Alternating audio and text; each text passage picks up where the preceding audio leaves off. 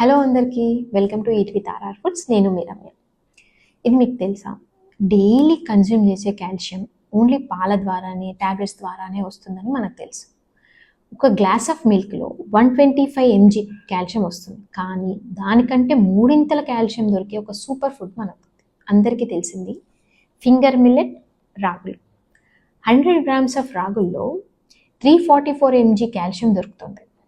దానివల్ల పిల్లల్లో ఎదుగుదలకి, అడల్ట్స్లో బోన్ స్ట్రెంథనింగ్కి, ఇంకా ఆస్టియోపోరోసిస్ రాకుండా కాపాడడానికి ఉపయోగపడుతుంది.